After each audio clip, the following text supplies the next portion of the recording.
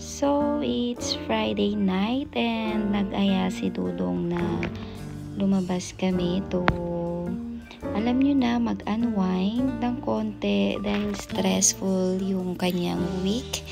And here sa Eat Miro, yung napili nga namin na place ay ito.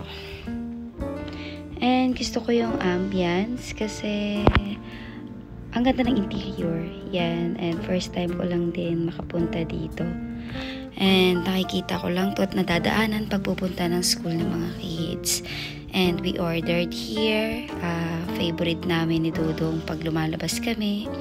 Baked oyster. And here, tinry ko to dito. Ang lambot niyan nung beef. And yan naman yung order ni Dudong. Then, tamang kumain lang kami and we take out lang ng pizza para sa mga kids namin. And masarap yan, yung 4 cheese. And, ayan, the next day na to, Saturday naman, nag-aya lang si Dudong na lumabas kami ulit. Siguro sobrang stress siguro niya sa work kaya nakakapag-aya siya laging lumabas. Sana all. So nag-watch lang kami dito ng movie and after that pumunta na kami dito sa One to Sawa. Yan, ito talaga favorite namin tong puntahan, ang bar na ito, resto bar, para lang mag-chill and kumain kasi ang mura dito hindi mura talaga siya. Tapos, sulit. Kumbaga, sulit yung laging punta namin dito. And, gusto namin yung ambience. So, dito kami lagi napunta. Meron na rin ito sa BGC. And, dito kami, una naming pinuntahan talaga is itong sa Makati na One to Sawa. Try nyo. And, here, may, one of my favorite here yung laksa. Tapos yan, syempre baked oyster again, parang kaka-baked oyster lang namin kahapon. So eto naman, so ayan, ni-explain ni sir kung paano namin to gawin. So ayan, although na-order naman na namin to before, makinig na lang tayo. Walang open for your chef para may dip na meron tayong 6 sauces, mayo, wasabi, sriracha mayo, chili powder, mayo na ay mismo lalagyan po na. Pag-run po natin po taas mo dahan-dahan bago tayo magsimula, may hand-sanitizer po tayo. Ayun, natagalan po ng work po natin 1 minute to 3 minutes. E kasi sobrang tagal po siya, hindi na po siya tayo bigay. Salamat po. Thank you! So, ayun nga, hanggang 1 to 3 minutes lang, di na siya pwedeng kainin and masarap yan, promise, at mura lang. So, eto na, mag-i-start na akong lumafang mga pay. Kaya, ayan, papakita ko sa inyo yung aking paglamon at mang-inggit lang ako. Pero mura to, punta na lang kayo dito. Ang alam ko, lang to, 100 pesos lang, mga bi. Makakain na kayo niyan. O diba, ang mura. Sa sobrang gusto namin tong resto bar na to, kahit nga si Dudong, dinala niya na yung friends niya dito. And ako, sa someday or soon, plan ko din dalhin yung friends ko dito kasi worth it siya. And hindi nga ganun kamahal. Siguro, yung 2,000 mo, solve na solve ka na. Ganun siya. And yun nga, kagaya na sabi ko kanina, na every time talaga nalalabas kami ni Dudong. Isa to sa madalas naming pinupuntahan. Kilala na nga din siya nung iba sa mga server dito. Kasi nga, tapos yung pwesto pa namin lagi is dyan sa gilid na yan. Laging dyan yung aming pwesto. So, yan.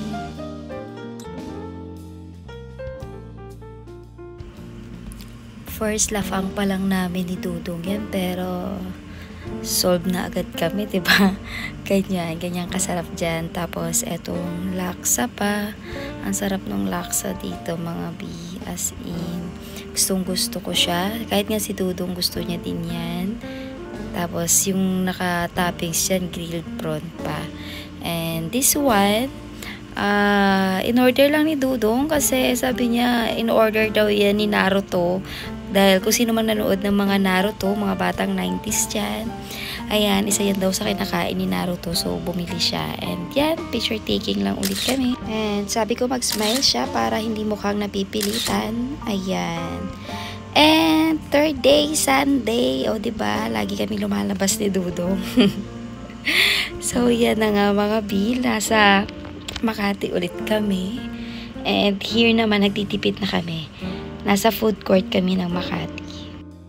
And this time, hindi na muna tayo mag-aayos. Kukuhanin lang naman namin yung pina-alter ni Dudong na pants nung Friday. And yan. Habang si Dudong nag-order, ako nag-aantay. Diyan, nahanap niya yung upuan niya kasi kinuha ng kabilang table. And may natikman kaming Taiwanese ban pa yun. Ayun, babalikan ni Dudong dahil gusto niyang bumili ulit. Kaya malis mo na siya para bumili. Grabe yung tagyawat ko. Wala akong kahit anong makeup. Unlike nung Friday and Saturday na labas namin ni Dudong meron. Ngayon wala. So, lugay tayo. Kami yung tagyawat.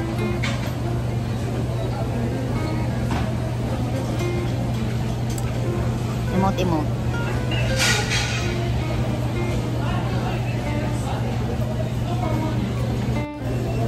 Friday na labas namin ni Dudong. Saan kami nagpunta? Dito din sa Glorieta. Tapos ano ba kami? Nag-eat Nero. Yeah. Kasi gusto ko ng pizza. And tinry namin yung mulog na.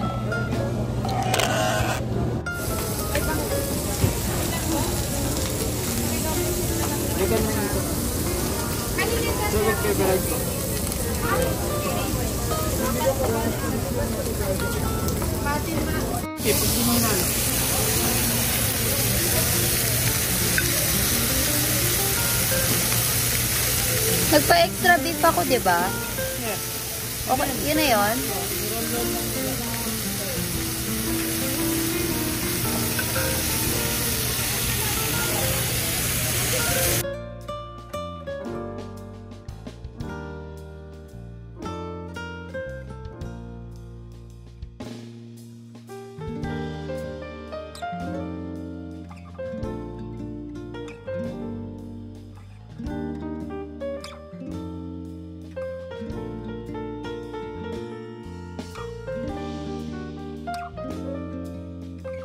Ito yung Taiwan bao or Taiwanese bao na nadaanan namin at binalikan ni Dudong. Masarap siya mga B. And yan, tamang lalafang na lang kami. And parang kumain din kami sa resto kasi kung ano-ano na naman mga pinag-order namin mga B. Ang dami. Diba? Kami lang dalawa ang kakain pero ang daming pinamili. Pero in fairness, masarap tong soup na to. Ayan, after lumafang, anong resulta? Lumaki ang tiyan.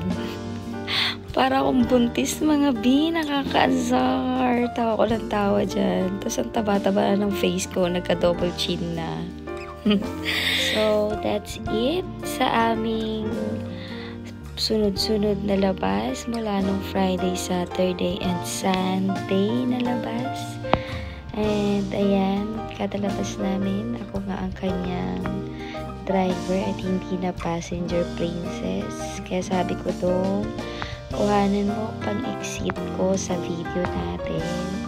Dahil nga, kumukuha ko ng clip-clip. So anyway guys, thank you for watching. Like and subscribe. Bye-bye.